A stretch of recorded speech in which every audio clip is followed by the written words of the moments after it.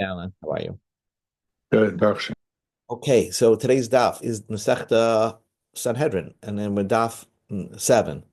So we're going to start from Daf Vav Amid Beis by the where the lines first get wide. Rab Shimon ben Menashe Aimer.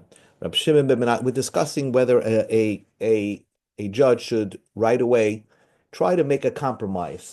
Don't try to judge. Is it a good idea for a judge to make a compromise? So Rab Shimon ben Menashe says, Shnaim shaboy lefenecha ledin. If two people come to you for a din Torah, ach tishma divreim, before you start hearing the litigants, or you mishatishma midivreim, or you heard their words. You're not clear where this judgment is heading. You still have to think about it. Then you're permitted to say to the litigants, "Tzu vitzu, go out and arbitration, make a compromise." Bitzu is another word for compromise, or pshara. Sometimes we use the Gemara pshara. Mishatishma devreim, but once you heard and and you know exactly how you want to paskin, so you know that one's going to win and the other is going to lose. Then you're not permitted to tell them to go out ubitzu and make a compromise. Shnema, the pasuk says, poiter mayim. If you want to stop mayim, an argument or like a lawsuit, reishis madaim, before the din Torah starts, lifnei his gala, before you know what to do, hariv, before you know the argument, netoish, let it drop. Hi, Sheldon, we just began. We're on Vav Mebed. Okay. Okay, so we're talking about a compromise. So a judge, Koidim Shnis Gala Hariv, before he knows what direction he wants to paskin, so he can be in the middle of the case, but he doesn't know which direction it's heading, who's going to win, who's going to lose. Then he's permitted to let it drop. In other words, he can offer them, how about a compromise? But once he knows, once the judges know which way they want to paskin, then they're not permitted to offer a compromise because that's unfair. The one that was going to win is probably going to win. Rish Lakish Amar, Shnaim Shabo Ledin, some two people, another thing, Rish Lakish says, you have two people come to you for a din Torah. Echad Rach, one is an easygoing guy, but Echad Kasha, one's a difficult person. That the difficult person, if you have him as you know, you're judging him, if he loses, he's going to be a sore loser, and he's going to get on your case. He's going to just nag you. So again, actually tishma devrayim, and before the case started, or mishna tishma devrayim, or you started the case, and you don't know exactly which direction this judgment is heading. Then then you're permitted to tell them, you know, abdicating from this case. I'm walking away from it. I can't judge you because, and I see why a judge would not do that, because he looks at the people who he's going to be a judge of. Shemin Chayav Chazak, maybe the strong, difficult person is going to be found in liable to pay. The nimtzat chazaf roitfai, and the strong person is going to start chasing him down and taking it out on the judge. So there, the judge could say, absolve himself from the case. But once he started hearing the litigants, and he knows where the judgment is heading, he can't tell them, I'm not going to judge your case. He started it. And he's afraid that maybe he's the difficult person is going to lose the case and take it out on the judge. There, the Torah says, a judge should not be afraid of anyone. That's the law in the Torah. Hi, Lewis. We just began with like 8 lines from the bottom of Vav Amid Beis Sanhedrin. Reb Shua ben Karcha says, "Minayin letalmud sheyoshel lifnei rabbi." How do you know? How does one know if a student is sitting in front of his rabbi, his teacher, and the rabbi is making a din Torah? He's paskening a din Torah. And he sees a merit for the poor person and a detriment for the wealthy person. And so he can, and the judge, his rabbi, his teacher, is going in the other direction. Menayin, how do I know? He should not be silent. He should speak up. Normally, we tell a student, don't talk to your Rebbe. Don't try to correct your teacher. But here, we demand the student to correct the teacher because somebody's going to lose. Shenema, he shouldn't be afraid of anybody, even if it's his own teacher. Rabbi Conan explained that this means don't hold back your words because you're afraid to speak up. That's a very important point of a student who sees his teacher misjudging a case.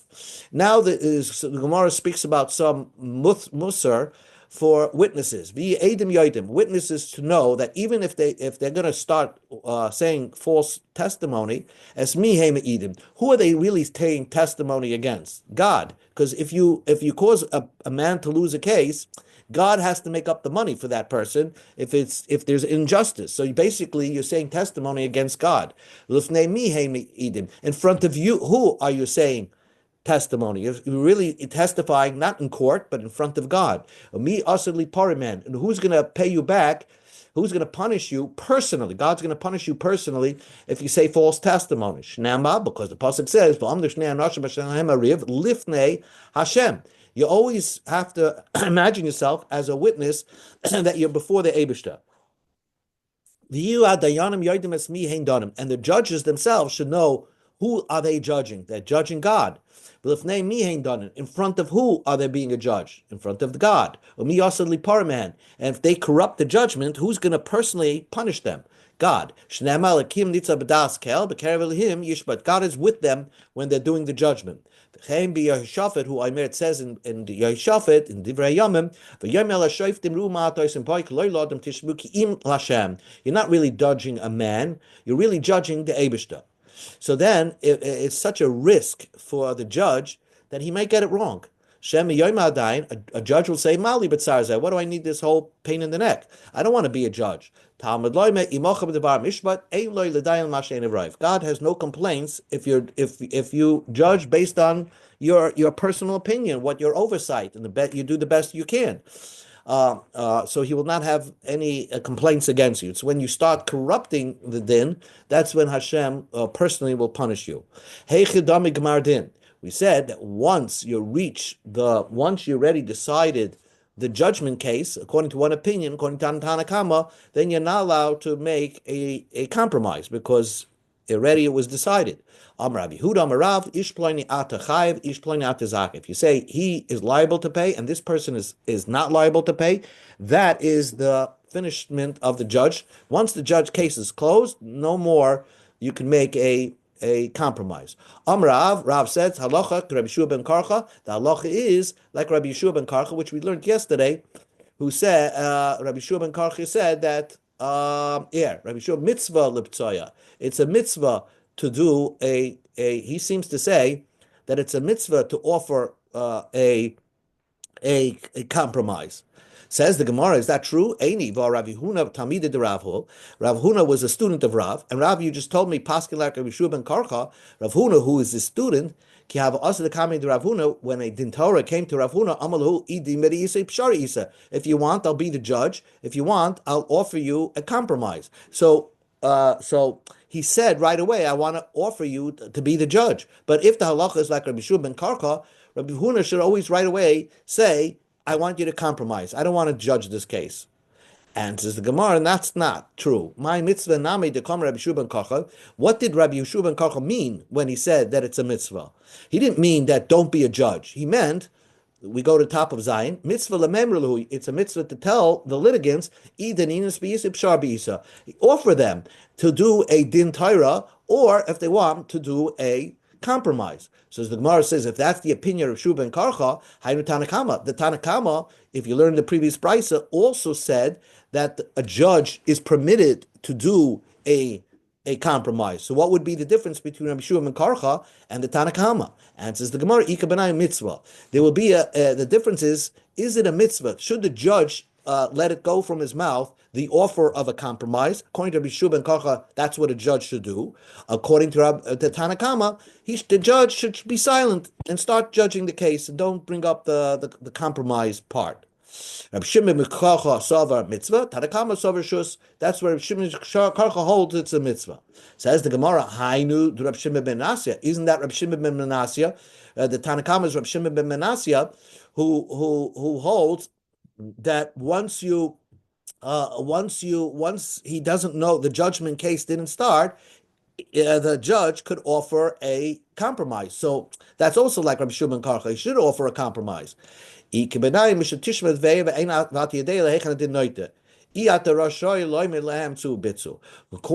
Rabbi Shimon ben Menasya, once according to the Tanakama, even if the judge heard the case, right, he's allowed to offer a compromise, and even if he knows which direction it's heading, he could offer a compromise until the finishment of the judge case. Until the case is over, he could always offer a compromise. According to Shimon ben Menasya, if the judge has a feeling which direction it's heading, then he's not allowed to offer a compromise. So that's what we learned so much about the compromise. The Gemara said yesterday that Ubeitzea Berach Niyetz Hashem. It's a pasuk. Those that bless the judge who offers a compromise. One opinion was Niyetz Hashem. That's a blasphemy against God. That's how he touched up the pasuk. That really a judge should not be offering compromises. He should stand up and judge the case and because that's what they're there for. Somebody's a winner and somebody's a loser, and don't be afraid. But they're arguing against Rab Tamchon. Why? That pasuk of offering a compromise was said about Aaron HaKohen, who sort of made the egel, the golden calf. Vayar Aaron, even mizbeach lefanav. Ma ra'ah. The Gemara darshans a pasuk that Aaron saw something and he decided to make the egel. So basically, what Aaron is going to do, he sees that the Jews already killed somebody that refused them. So he's going to offer to give in and make them do the egel, so that they will not come to kill. So he sort of compromised with the Jewish people to allow them to do a smaller avera rather than to do the big one. And whoever says Aaron and blesses Aaron for the good thing he did is wrong. That's not the way we work. You have to stand up. He should have stood up and not let any egel being created. So Amar ben Yam b'Yasser Amar Blaza. Aaron saw Ra'ah Chur shezavuach lefanav. He saw his nephew that was killed. Now Chur was the nephew of Aaron, and he got killed because he started to protest and rebel against the Jewish people who wanted to make an egel. Amar, so Aaron said to himself and negotiated with himself, if I'm not going to allow them to make the egel, they're going to do to me what they did to Chur. And they'll kill a kohen and navi. Aaron was a kohen and a navi. God will never forgive them for killing me. Mutav egel, let them do the egel. Maybe they can fix them doing tshuva. So he allowed a small avera, and this was not a good thing that he did. Lahani tanoi, these tanoim, poite mayim reishis modern, that those tanoim that hold that you don't have to offer a compromise. The Gemara Darshan, just as we started to share, that the point in mind, if you want to get rid of a argument, Reishis Madain, before the judgment case starts, offer a compromise. But others' opinion holds a judge should never offer a compromise. So what do they do with this pasuk? My Darshabe. So they darshim to the Rav Hamnuna, which Rav Hamnuna's opinion. Amar Rav Hamnuna, Rav Hamnuna says, Ein tchilas dina shel adam nidem el al divrei Torah. When a person dies and he's brought to the ultimate judgment, the first question they're going to ask him is if you learned Torah. Along with, did you do business honestly? If he says no, then they'll ask him, why not? Did you learn Torah? And they're going to punish him for not learning Torah, which caused him to be dishonest in business. Shenema poitemayim reishis madan. The first thing that you're going to be judged about is why didn't you learn mayim? Why weren't you busy with the water? Water is a reference to Torah. Amar Rav Huna discusses a lawsuit, a case. Hai tigra, an argument that people have, damyul itzinora debitka demaya, like a small hose, like you have a garden hose that has a tiny hole, But if you leave it and let it run, cave in the ravach, since the hole easily gets bigger and bigger if you keep the water flowing. So that's why if you feed a machloikis, it gets bigger and bigger. Abaya kashisha Abaya says, Dame legudi de gamlo, cave in the calm. There used to be these type of shaky, imagine those wooden bridges that you walk on. When they first built it, it's very unsteady. But after a while, when a lot of people walk on it, it becomes stabilized. So the same thing like this. Once the first time the machlokes happens, it's on shaky ground. It's not ready to take off. But if you keep it going, it becomes set in its place, and it's hard to undo. So right when you see that there could be an argument, that's the best time to settle things. To settle things. Now the Gemara is going to say advice. 7 different pieces of advice, but it's really found in the Tanakh, this same advice. There was a man that as he would walk, he would say, I don't know, Tuvi the Chama Ba'adish, if a person hears often how he's being insulted and he's quiet about it, then he saved himself from 100 punishments. Amalei Shmuel, Rav Yehuda, Kroksiv, Poitemayim Reishis Modoim. Reish Moedine. If someone who is involved in argument, it's like Reish Moedine is bringing upon himself 100 punishments. So if you're quiet and you let things slide a little bit, then you're saving yourself from 100 types of punishments. And this is what we say in the end of Shemon Esrei, Nafshi ka'afar lakol. Let my soul be like dirt, like dirt that just that I don't really feel when people take advantage of me, uh, and insult me. Who the ama ka'ama ba'azo. So there was a person that was talking and it says, for 2 or 3 times, a crook never gets caught. It's after the third or fourth time, and he thinks he's getting away with it. That's when he gets he gets that he gets caught. Amalei Shmuel Rav Yehuda Kruksev Kayim Hashem Al Shloisha Pishay Yisrael V'Bar Lo Yashivenu. God let Jewish people get away with 3 negligences, 3 pishoyim, but by the fourth time already, he caught them. So sometimes you think you get away once, twice, and you see nobody's watching. You should know that you do it often, eventually life catches up to you. There was a man that was saying, Shav Beir L'Shama, V'Chad L'Aved Bish. For a guy that wants peace, he'll find 7 pits and he'll get around. He'll find 7 stumbling blocks. There's always a reason. And if he's determined to make peace, he'll get through. But for a guy that wants machlokes, so even if he finds 1 stumbling block, he ready stops. He ready has a reason to keep the machlokes going. Amalei Shmuel Rav Yehuda Kruksiv. That's also a pasuk. Yisheva yipol tzaddik v'kam v'rashi b'ba'achas. A tzaddik finds 7 stumbling blocks and gets through. A rasha will fall even by 1. Ahuda kama v'azal. There was a man that said, "The azal mebeidina shaka glima l'zamazimer v'leiza ba'orcha." If a man went to court and he went bankrupt, they took away his suit, and he should go home and sing. Why? Because at least he didn't keep something that doesn't belong to him. And so when he gets to the oil ma'amis, he'll have it good there. Amalei Shmuel Rav Yehuda Kruksiv Gam Kol Ha'amazeh Al Mekayim Yava B'Shalom.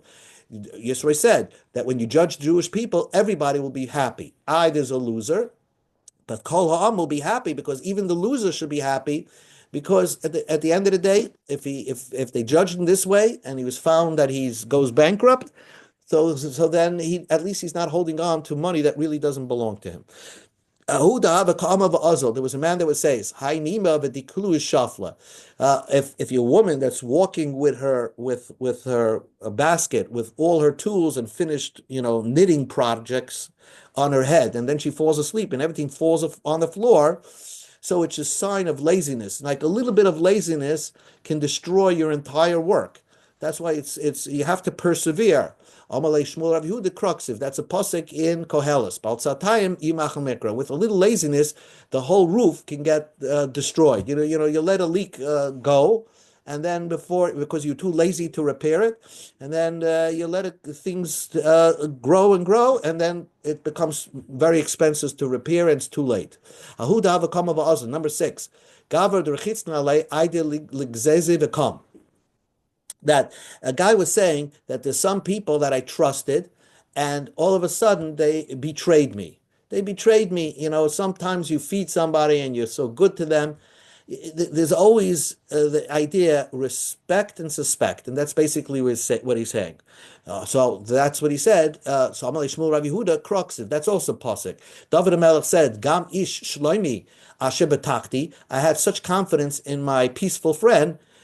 He betrayed me as well. So that's all you got to be. You never totally rely on somebody. There was a man that said, "Ki rechimta hava azizeh, apusi de safsere shechivim." When a husband and wife love each other, then they can make do and sleep on the blade of a sword. In other words, they could their apartment could be a 2x2 and they're happy. But if their love is not strong, then you can have a purya barshit in garmide. You can have a bed that's 120 feet wide. Loisagilon is not enough for them. So with a peaceful shalom bayis, you can have happiness even in the smallest accommodation. Marav Huna Kroksiv, that's a pasuk. Bikariksiv, the Vinyati Lechosham Dibati Itchom Al Kaparis. God said, I had no problem when I enjoyed the Jewish people, is because I could bring my presence to the Aron, and which was in the Aron, Mitanya, Aron Tisha Kaparis Tevach Kanasara. That means God would put his presence in between the kruvim on top of the Aron, and that was fine. But the pasuk says after the first temple, when the Jews started to turn away from God, Shlomo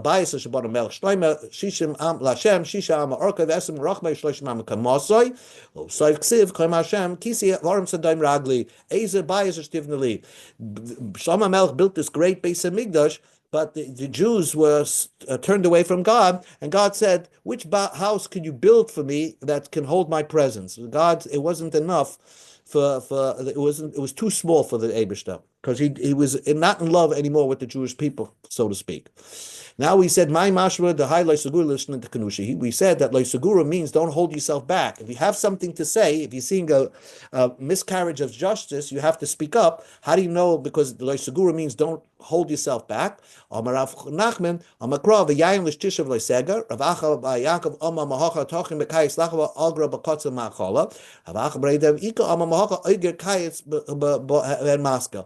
Three psukim that the word Oger means to store. Don't store your opinions to yourself if you see a miscarriage of justice. So, like Seguru Mipnei is a warning on the judge not to be afraid of anybody, and it's a warning on the spectator that if he sees a miscarriage of justice and he could speak to the judge, he shouldn't hold his opinion back. But actually, even if it's your teacher, you have to speak up.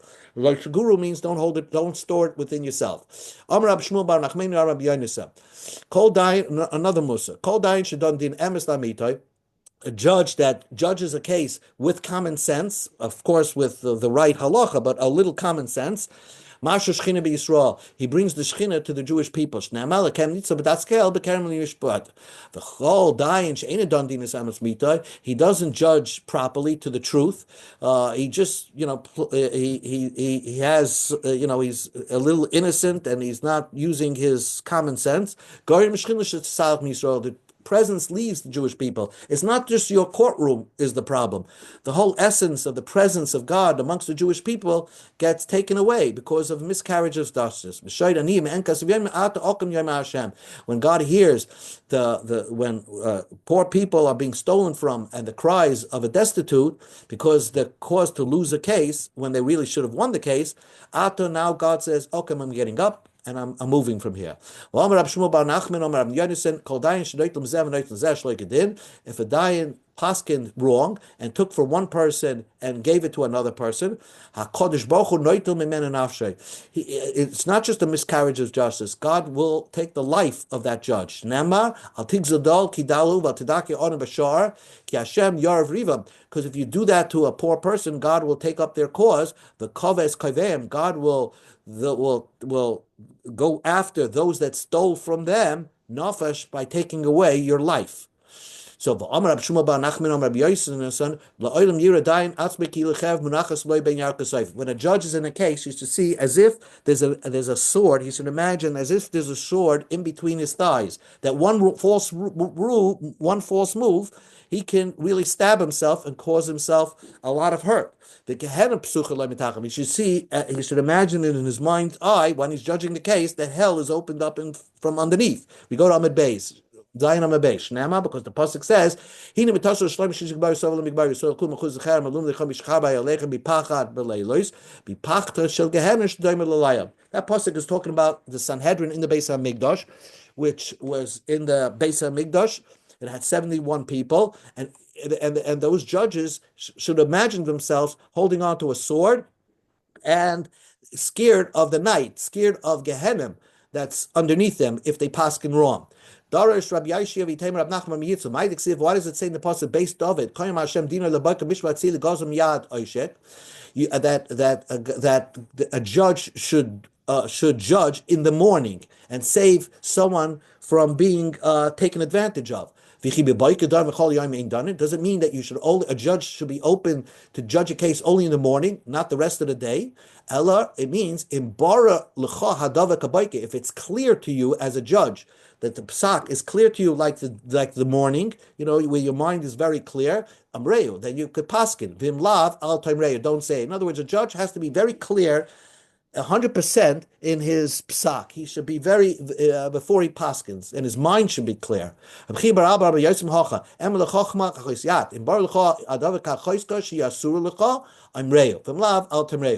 it's clear to you, the psak halacha, like your sister, just like your sister, you can never marry your sister, so then you can paskin. But if you're not sure 100%, don't paskin. Let's go just another 2 more minutes. Amar Rabbi Shua ben Levi, Asorish Yoshim Badin. There are 10 people sitting as a judge. They all have that noose around their neck. In other words, they could get it wrong, so you have 10 judges judging one case, and each one has like a noose around his neck. And therefore, they could all be held responsible if there's a miscarriage of justice. So Gemara says, Pshita, what's the novelty of that? If one of them is a student and his Rebbe and he's on that case and again, we see the same idea. He's a student, and he knows there's a miscarriage of justice, and he doesn't speak up. Rav Huna, when the Din Torah came to him, he tried to have 10 people of Talmidei Chachamim around him. Amar, he said, so that if I get it wrong, that I only get a splinter from the big beam that's supposed to fall on my head. In other words, he had other people to take the blame if there's a miscarriage of justice. Rav Ashi, when he had to paskan on Hilchos Treifus to say if an animal is kosher or not, he would bring a lot of the butchers of Masa Mechasi to help him paskin if the animal's treif. He didn't want to treif an animal and get it wrong, so he wanted the splinter from the big beam to fall on other people. He needed other people around him to take the responsibility. It was too much for him. If a